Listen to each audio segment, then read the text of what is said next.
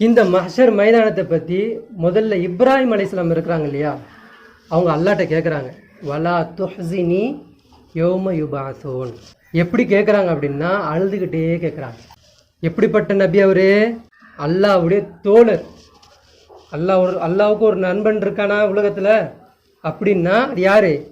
இப்ராஹிம் அலைஹிஸ்ஸலாம். அப்படிப்பட்ட தோழர் அல்லாஹ் கிட்ட தினமும் மன்றாடி அழுதுகிட்டே இருப்பாராம்.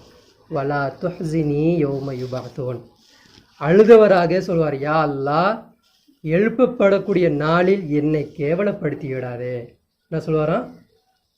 குர்ஆன் வசனம் இது.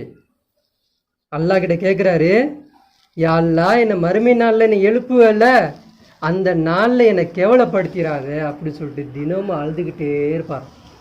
நம்ம அந்த நாளைக்கு போக போகிறோம். நம்ம நபியா? நம்ம சஹாபாக்களா? நம்ம என்ன முத்தகிங்களா? முக்மீனா?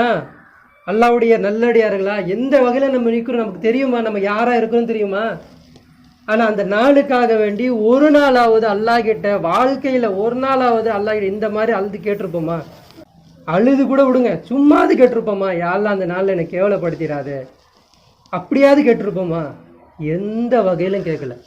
இப்ராஹிம் அலைஹிஸ்ஸலாம் தினமும் கேட்பாரு. அல்லாஹ் அதை சொல்லியும் காமிக்கிறான், வலா துஹ்ஸினி யௌம யுபாஸூன். அல்லாஹ், எழுப்பப்படக்கூடிய அந்த நாளில் என்னை எந்த வகையிலும் கேவலப்படுத்திடாது யார் ரஹ்மானே அப்படி சொல்லிட்டு அவர் அழுதுகிட்டே இருப்பாராம்.